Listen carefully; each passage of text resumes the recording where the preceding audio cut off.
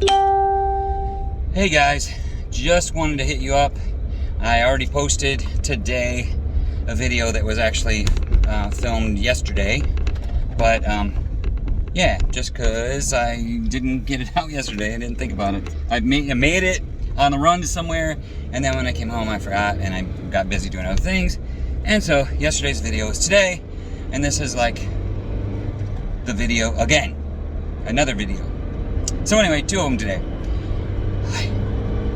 I just wanted to talk about a little bit, something that's on my mind, and if the person that brought it to my mind is watching, it's not about you, dude, it's about the thought of you, of your actions. It's about the thought of, that came up because of that. But anyway, just quick a minute. If you want help, help can be found to those who ask. Okay? Obviously that's a quote from where? It's not an exact quote, but it's a quote from Harry Potter. And yeah, I that's so true. And in my life, when people ask me for help a lot, and that's fine, because that's I'm in ministry, and they know that I'm in ministry, and they know that either I've helped them or helped somebody they know before.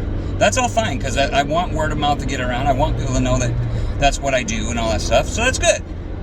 What's not good is when people ask for help.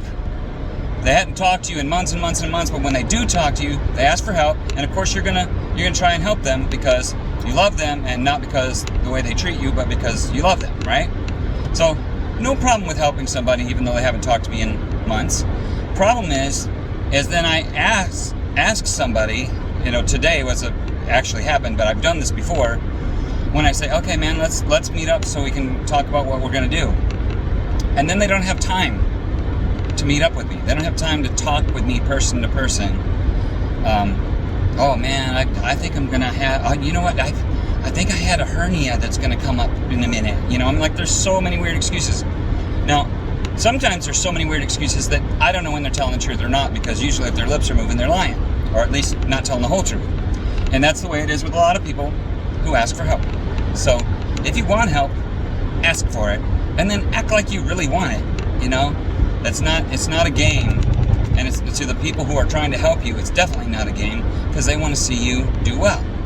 So anyway, that's that. Something came up when I was talking to a friend of mine recently. We're riding in the car and we talked about it.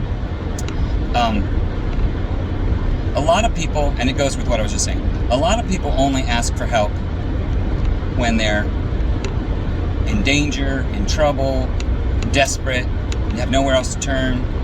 They only ask for help when things are just way out of hand and overwhelming. Okay?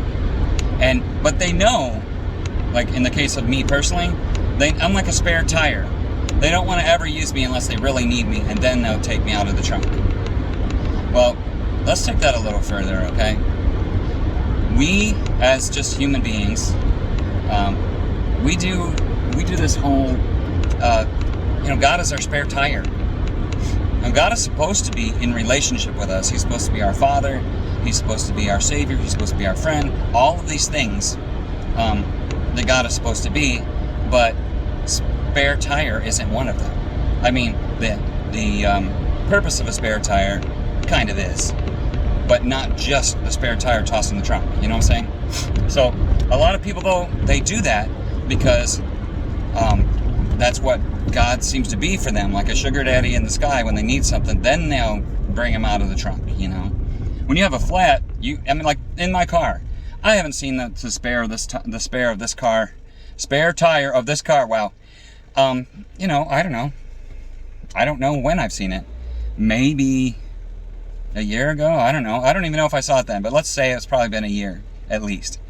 I don't even know if the spare tire exists. You know what I'm saying? It's weird. I mean, I do know because I saw it there once before.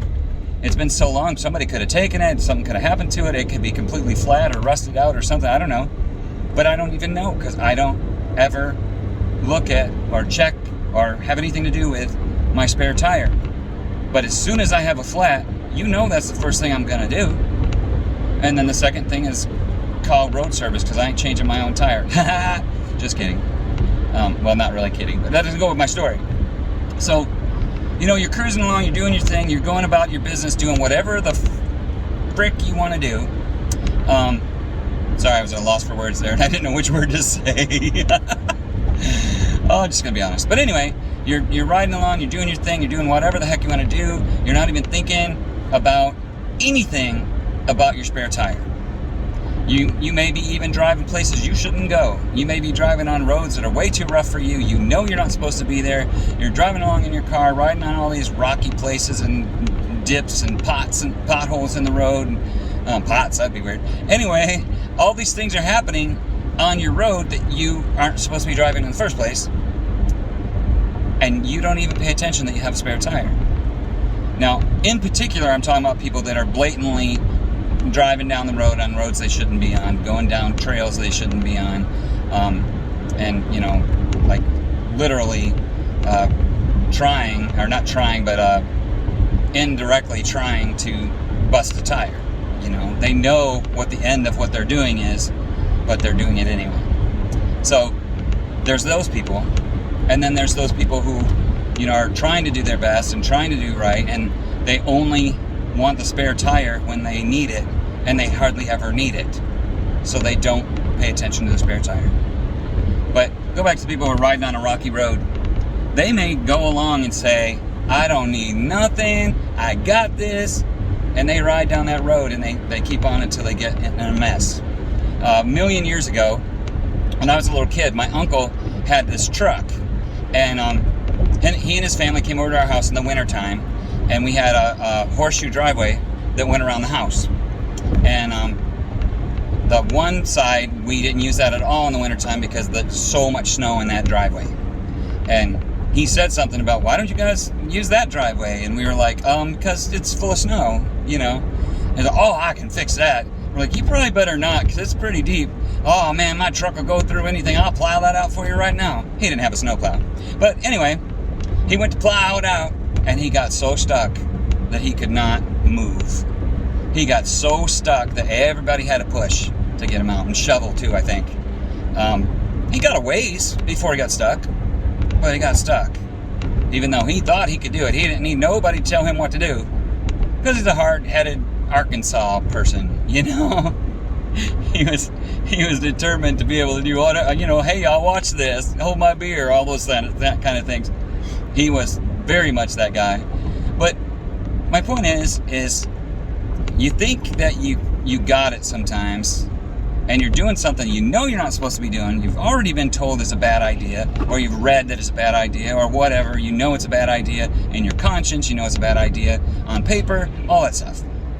But you do it anyway. And then you wind up getting stuck. You wind up needing help.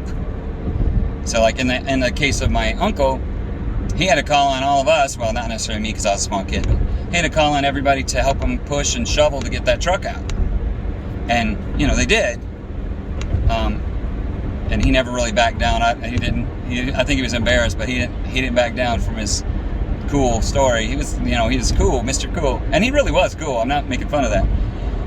But he didn't call on help until he was so stuck he couldn't move at all, right? And that's kind of what people do. That's what the guy today did. You get so stuck that you can't move at all, then you ask for help. You guys, don't wait that long, especially not when we're talking about spiritual things. Okay, you're riding down that rocky road, and you're doing things you're not supposed to be doing, and your tire pops. You need to deal with that. You know what I'm saying?